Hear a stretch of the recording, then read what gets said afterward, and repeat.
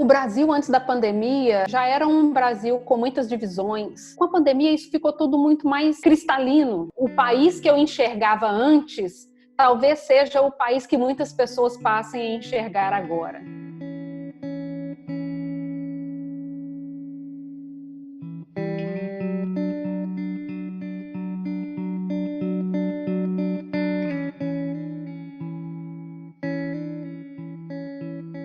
O Brasil está lidando com a pandemia como ele não deveria lidar, né? A gente está brincando com fogo, vamos dizer assim, porque nós demoramos muito a prestar atenção na situação que já era uma epidemia declarada mundialmente. Nós demoramos a tomar soluções. Você tem o governo federal brigando com governos estaduais que estão disputando com governos municipais. Não há uma unidade. No início da pandemia, as pessoas que estavam sendo infectadas eram pessoas que tinham viajado para fora, eram pessoas que tinham ido a cruzeiros, tinham passado férias na Europa, por exemplo. Mas isso tudo mudou rapidamente quando a gente viu, por exemplo, o caso de uma empregada doméstica que foi prestar serviço na casa dos patrões que tinham voltado de férias da Itália e que já tinham suspeita de estarem infectados. E isso mostra para a gente como as periferias estão altamente expostas por terceiros. No Complexo do Alemão, os moradores não esperaram. Eles se mobilizaram, eles se uniram, eles resolveram os seus próprios problemas. Um coletivo de comunicação chamado Papo Reto, o Voz da Comunidades, que já é muito, muito conhecido, o coletivo Mulheres do Alemão, eles se uniram e formaram o gabinete de crise do Complexo do Alemão. E eles estão fazendo ali o que o poder público deveria fazer. Eles estão desde recolhendo doações, distribuindo cesta básica, até desinfectando ruas.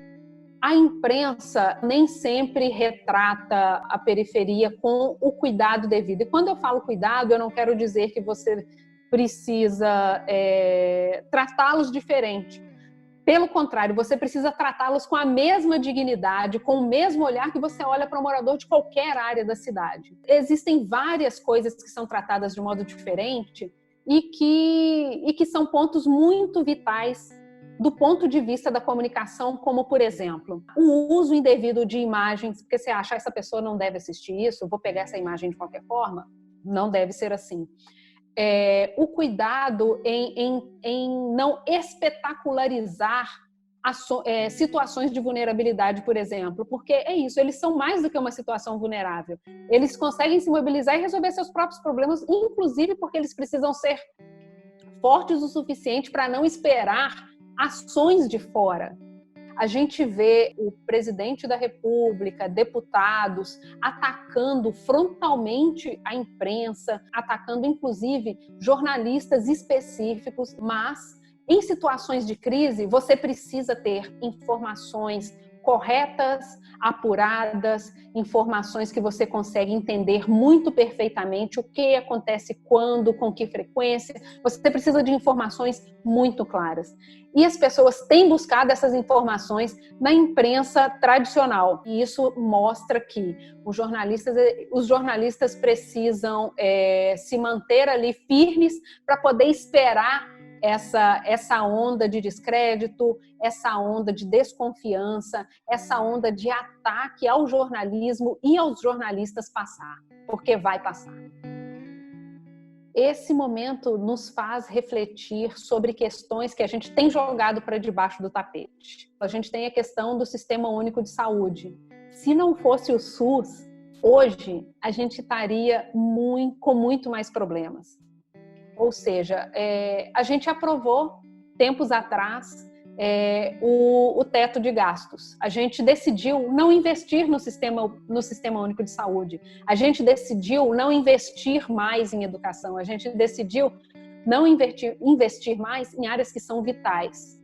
Hoje, essa nossa decisão está sendo revista. Então, a gente precisa pensar estrategicamente que saúde é uma área vital. A gente precisa que os brasileiros estejam vivos e estejam com saúde para poder continuar construindo a nação que a gente deseja. esse é um momento onde a gente precisa realmente uma pessoa dar a mão para outra, porque não tem como a gente sair dessa sozinha.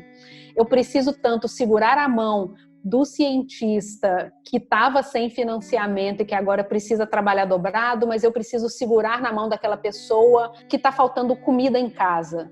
A gente precisa entender que a gente é uma sociedade, que a gente precisa um segurar na mão do outro para que nós conseguimos sair dessa situação juntos.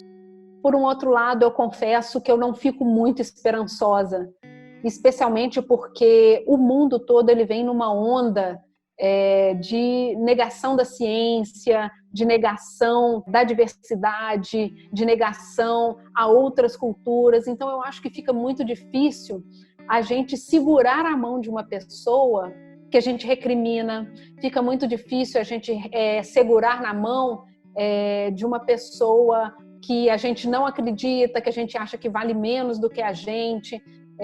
Fica difícil a gente olhar para outras nações que a gente acha que não são boas, que têm problemas e que são diferentes da gente, que não acreditam no mesmo Deus que a gente. Então, eu também fico um pouco sem esperança nessa situação de que a gente saia disso melhores pessoas.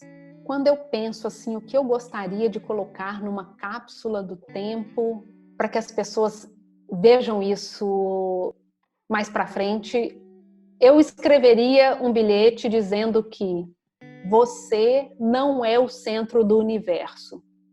O que você está vivendo, do modo como você está passando por isso, não é a situação das outras pessoas. Esse seria um recado que viria com a minha assinatura. Quando eu penso numa situação que seria uma situação de esperança para o futuro, o que me vem à cabeça é realmente um dia de sol, as pessoas em reunião, podendo se aglomerar novamente, numa situação assim bem festiva.